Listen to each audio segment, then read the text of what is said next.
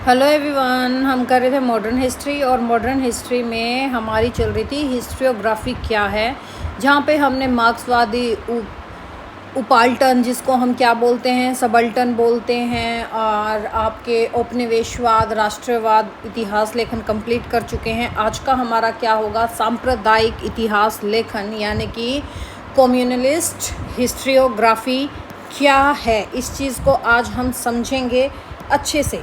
तो देखो, मान लो कि दो दोस्त हैं, कोई भी हो, ए बी दो दोस्त हैं, दोनों साथ पढ़ते थे, साथ खेलते थे और हमेशा एक दूसरे के साथ रहते थे, मदद करते थे, हर तरीके से हेल्प करते थे। लेकिन एक दिन स्कूल में किसी ने शरारत कर दी तो क्लास टीचर ने बिना पूरी सच्चाई को जाने ये काम तो ए ने किया होगा, क्योंकि उसकी पूरी टीम हमेशा शरारत करती है, ये टैग कर दिया टीचर ने। तो इसका बी दोस्त क्या कहता है कि मैम, गलती किसी एक बच्चे की हो सकती है, लेकिन पूरी टीम को दोष देना गलत है। तो क्या कहना चाह रहे हैं यहाँ पे, जब हम किसी एक व्यक्ति की गलती का दोष उसके पूरे धर्म, जाति और समुदाय पे लगा देते हैं तो यह सही इतिहास नहीं होता। यही सोच ने किसको जन्म दिया? इसी सोच ने जन्म दिया आपके सांप्रदायिक इतिहास लेखन को। आपका सांप्रदायिक कम्युनल होता क्या है, यानी कि मान लो कोई धर्म है या समुदाय है, उसके आधार पर लोगों को अलग अलग देखना और इतिहास की घटनाओं की व्याख्या भी उसी आधार पर करना। इसी को हम क्या बोलते हैं, कम्युनल सांप्रदायिक, यानी कि एक बंदे की गलती की वजह से उसके पूरे धर्म, जाति, उसके पूरे समुदाय को गलत ठहराना, इसी को बोला जाता है सांप्रदायिक। ठीक है। कहानी मान लो, दो गांव है, कोई भी है गांव, कोई भी लगा लो, शहर लगा लो, कुछ लगा लो, दोनों गाँव के लोग वर्षों से मिलजुल कर रह रहे थे। यार लगा लो हिंदू मुस्लिम है, बिल्कुल अच्छे से रह रहे थे।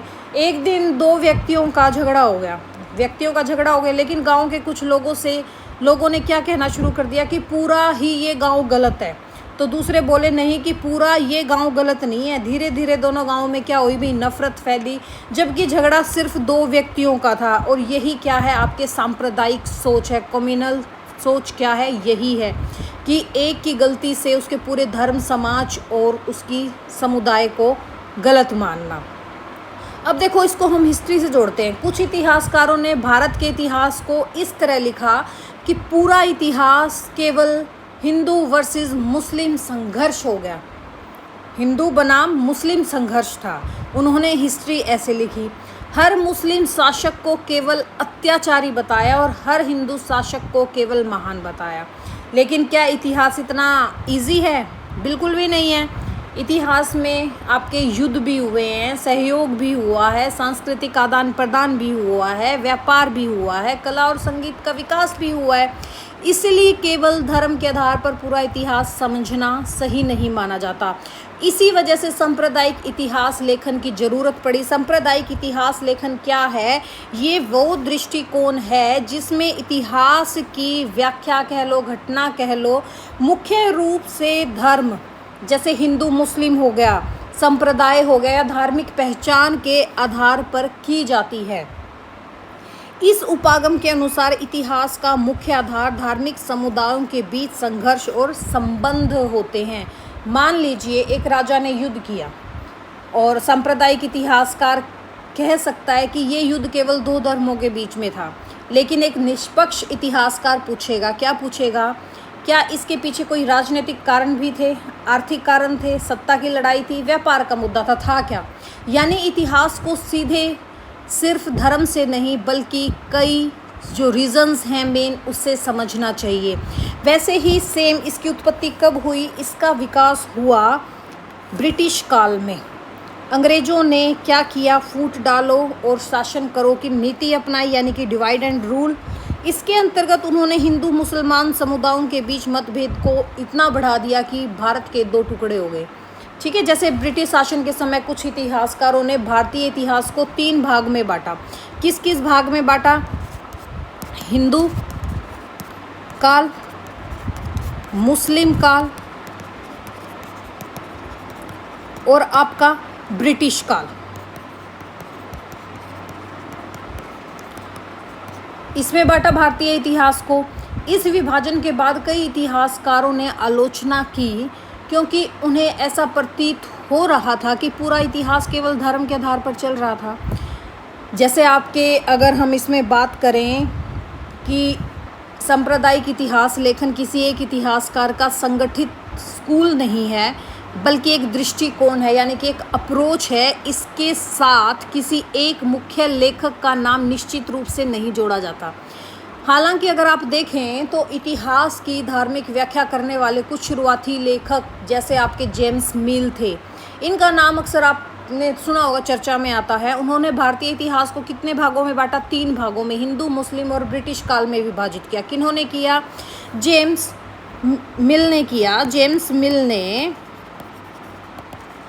भारत के इतिहास को कितने वर्गों में बांटा? 3 वर्गों में बांटा, हिंदू, मुस्लिम और ब्रिटिश काल में। बाद में इतिहासकारों ने इस विभाजन की क्या की? आलोचना की। जैसे धर्म के इतिहास पर इतिहास की व्याख्या की, समुदायों के बीच अंतर और अधिक जोर दिया, धार्मिक पहचान को मुख्य कारण मानना था। तो इसकी प्रमुख विशेषताओं में हम क्या कह सकते हैं कि धर्म को ही इन्होंने क्या किया भाई? मुख्य आधार मानना। इतिहास का लगभग हर घटना की व्याख्या धार्मिक आधार पर किया। हिंदू और मुस्लिम इतिहास को अलग अलग प्रस्तुत किया इन्होंने। भारत के इतिहास को 2 विरोधी धार्मिक समुदायों का इतिहास बताना, धार्मिक संघर्षों पर ज़्यादा बल देना, युद्धों और संघर्षों को केवल धार्मिक दृष्टिकोण से समझाना। जस्ट लाइक योर बीजेपी, जैसे बीजेपी ने आते ही धर्म की राजनीति की, राम मंदिर बनवाया, फिर उसी में चोरी की। ठीक है, तो ये क्या है? ये एक सांप्रदायिक पॉलिटिक्स कर रहे हैं ये लोग। तो वैसे ही सेम सामाजिक और आर्थिक कारणों की उपेक्षा की, इतिहास अन्य महत्वपूर्ण कारकों की अनदेखी की, जिसमें आपका सामाजिक और आर्थिक कारण मेन होते हैं, और जो आपका बायस होते हैं। इतिहासकार अक्सर किसी एक कम्युनल यानी कि एक समुदाय के पक्ष या विपक्ष में हमेशा लिखते हैं। जैसे आपके प्रमुख विचार देखो तो मध्यकाल केवल हिंदू मुस्लिम संघर्ष का काल नहीं था, हम सबको पता है। राजनीतिक, आर्थिक और प्रशासनिक कारण भी उतने ही महत्वपूर्ण थे, इसलिए केवल धार्मिक आधार पर इतिहास लिखना उचित नहीं था। जैसे इसके कुछ क्रिटिसिज्म भी हुए। इतिहास को एक ही दृष्टिकोण से देखना क्रिटिसाइज़ होगा। राजनीतिक, आर्थिक और सामाजिक कारणों की काफ़ी अनदेखी की तो क्रिटिसाइज़ हुआ। समाज में विभाजन और पूर्वाग्रह बढ़ने की संभावना हुई, तो इसलिए इसकी भी आलोचना हुई। इतिहास की जटिलता को सरल बनाकर काफ़ी प्रस्तुत किया। तो हम क्या कह सकते हैं कि जो सांप्रदायिक इतिहास लेखन है वह इतिहास लेखन है जिसमें ऐतिहासिक घटनाओं की व्याख्या मुख्य रूप से धर्म या संप्रदाय के आधार पर की जाती है।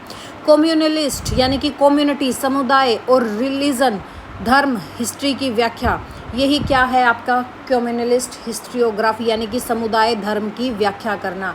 इतिहास को केवल धर्म से देखना सांप्रदायिक इतिहास लेखन ही था। ठीक है, अगर हम इसमें प्रमुख इतिहासकार की बात करें तो इस श्रेणी में किसी एक औपचारिक स्कूल की इतिहासकार नहीं थे, लेकिन औपनिवेशिक काल के जैसे आपके जेम्स मिल थे। कौन थे? जेम्स मिल। इनको मेन माना जाता है। सांप्रदायिक विचारकों के लेखन में यह दृष्टिकोण दिखाई देता है। सांप्रदायिक इतिहास लेखन किसी संगठित विद्यालय की तरह नहीं माना जाता, बल्कि एक दृष्टिकोण और अप्रोच माना जाता है। ठीक है, जैसे अगर आप देखो तो उपनिवेशवाद क्या था? अंग्रेजों की नज़र से था। आपका राष्ट्रवादी भारत के गौरव की नज़र से था। मार्क्सवादी आर्थिक और वर्ग संघर्ष की नज़र से काम कर रहे थे। उपाल्टन या आश्रित या उपाश्रित या सबल्टन आम जनता की नज़र से काम कर रहे थे, और सांप्रदायिक धर्म और समुदाय की नज़र से काम कर रहे थे। तो हम क्या कह सकते हैं कि एक अच्छे इतिहासकार का काम किसी धर्म या समुदाय का पक्ष लेना नहीं, बल्कि तथ्य, प्रमाण और विभिन्न दृष्टिकोणों के आधार पर इतिहास को समझाना है। इसलिए सांप्रदायिक इतिहास लेखन को समझना काफ़ी ज़रूरी है, लेकिन इतिहास को हमेशा संतुलित और प्रमाण आधारित दृष्टि से ही पढ़ना चाहिए। नेक्स्ट हमारा टॉपिक क्या रहेगा? कैम्ब्रिज स्कूल ऑफ हिस्ट्रियोग्राफी, यानी कि कैम्ब्रिज स्कूल का आपका इतिहास लेखन, कैम्ब्रिज स्कूल ऑफ हिस्ट्रियोग्राफी। देखो, मान लो कहीं पे चुनाव होने वाले हैं, 2 चुनावों में खड़े हैं, लड़ रहे हैं चुनाव भाई। पहला जो मेंबर है वो कह रहा है कि मैं आपके ज़िले की भलाई के लिए चुनाव लड़ रहा हूँ, जबकि दूसरा क्या सोच रहा है, अगर मैं जीत गया तो मैं क्या बन जाऊँगा? इस ज़िले का राजा बन जाऊंगा, मेरी पहचान बढ़ जाएगी और मेरे दोस्त भी फ़ायदे में रहेंगे। अब बताओ, क्या चुनाव केवल ज़िले की भलाई के लिए हो रहा है या व्यक्तिगत लाभ और समूह की राजनीति भी काम कर रही है?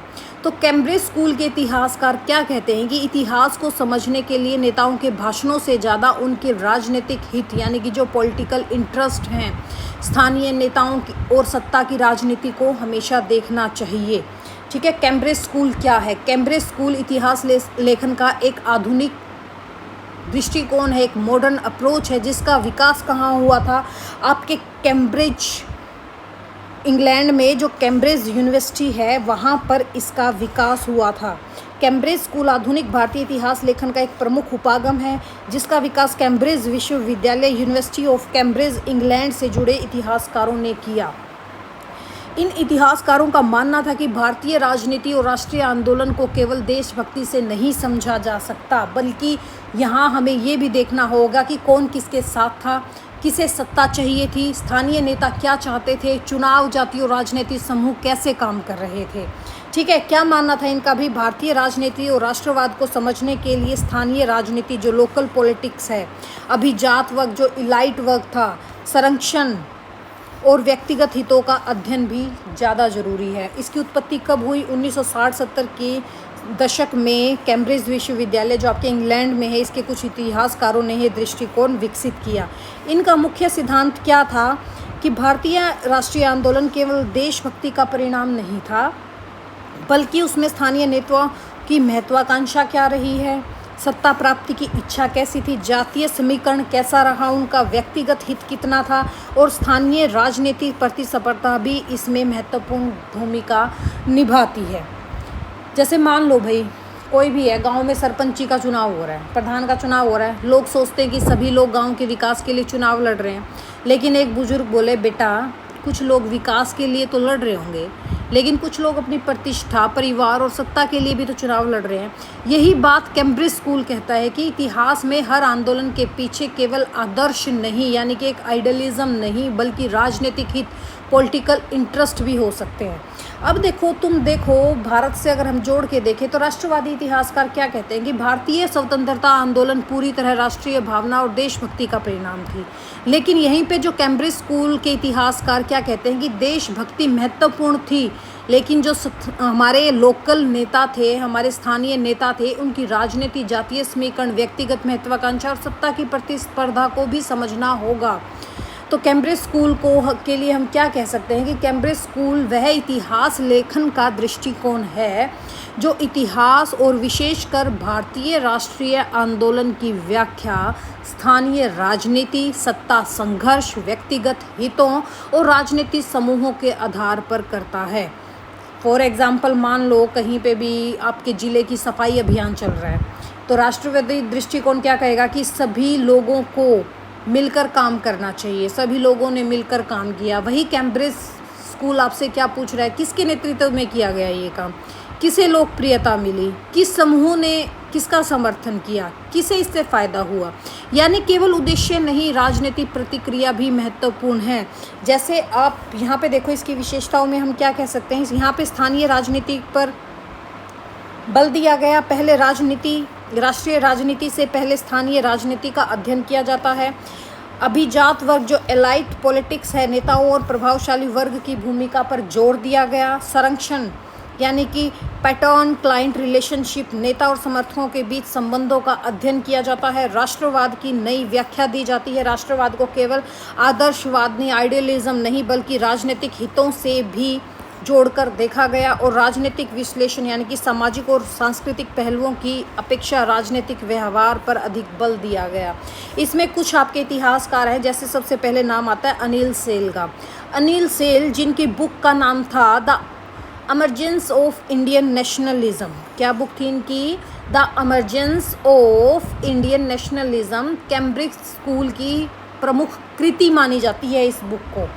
ठीक है, इनका मत था कि भारतीय राष्ट्रवाद स्थानीय राजनीति और अभिजात वर्ग के संगठनों का परिणाम था। फिर जैसे आपके आते हैं जॉन गलाघर। जॉन गलाघर क्या कहते हैं कि भारतीय राजनीति और ब्रिटिश साम्राज्य पर संपूर्ण अध्ययन किया। यानी कि भारतीय राजनीति और ब्रिटिश साम्राज्य का महत्वपूर्ण कार्य क्या रहा, इन पर महत्वपूर्ण अध्ययन किसने किया, जॉन ग्लेघर ने किया। फिर जैसे आपके गार्डन जॉनसन है, गार्डन जॉनसन ने आपकी स्थानीय राजनीति यानी कि जो लोकल पॉलिटिक्स होती है और भारतीय राष्ट्रवाद का अध्ययन किया। और फिर आपके जो क्रिस्टोफर बेकर, इन्होंने दक्षिण भारत की राजनीति और सामाजिक इतिहास पर कार्य किया। और फिर जैसे आपके डेविड वॉश ब्रुक थे, इन्होंने उपनिवेशिक भारत की राजनीति और अर्थव्यवस्था का अध्ययन किया। तो कैम्ब्रिज स्कूल किस पर जोर देता है, स्थानीय राजनीति पर जोर देता है, नेताओं के व्यक्तिगत हितों का अध्ययन करता है, सत्ता संघर्ष का विश्लेषण करता है, जाति समूह और राजनीतिक नेटवर्क को महत्व देता है और राष्ट्रीय आंदोलन को केवल भावात्मक दृष्टि से नहीं देखना चाहिए। यहीं पर इसकी आलोचना भी हुई कि इस दृष्टिकोण ने कई बार देशभक्ति और राष्ट्रीय भावना के महत्व को कम करके आंका। स्वतंत्रता आंदोलन में जनता की व्यापक भागीदारी को पर्याप्त महत्व ही नहीं दिया। राष्ट्रीय स्वार्थ पर अधिक जोर देने की आलोचना हुई। तो कुल मिलाकर हम क्या कह सकते हैं कि जो हमारा कैम्ब्रिज स्कूल इतिहास लेखन है, कैम्ब्रिज स्कूल हिस्ट्रियोग्राफी है, ये वो एक अप्रोच है जिसमें भारतीय राष्ट्रीय आंदोलन और राजनीतिक घटनाओं की व्याख्या स्थानीय राजनीति, सत्ता संघर्ष, राजनीतिक समूह और व्यक्तिगत हितों के आधार पर की जाती है। कैम्ब्रिज यानी कि कांग्रेस नहीं, कनेक्शन भी देखो, नेताओं के भाषण नहीं, उनकी राजनीति भी समझो। तो देखो हमने देखा कि औपनिवेशिक अंग्रेजों की नज़र से इतिहास था, राष्ट्रवादी राष्ट्र और देशभक्ति पर जोर दे रहे थे, मार्क्सवादी अर्थव्यवस्था और वर्ग संघर्ष पर जोर दे रहे थे, उपाल्टन आम जनता और वंचित वर्ग पर इन्होंने जोर दिया। वहीं पे कैम्ब्रिज स्कूल ने स्थानीय राजनीति, सत्ता और राजनीतिक हित की बात की।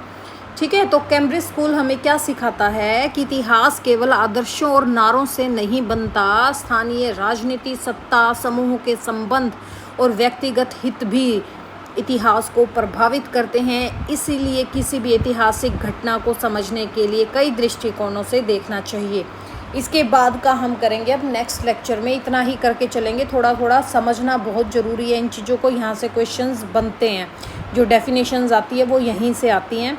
तो चलो मिलते हैं नेक्स्ट लेक्चर में। Thank you, have a nice day.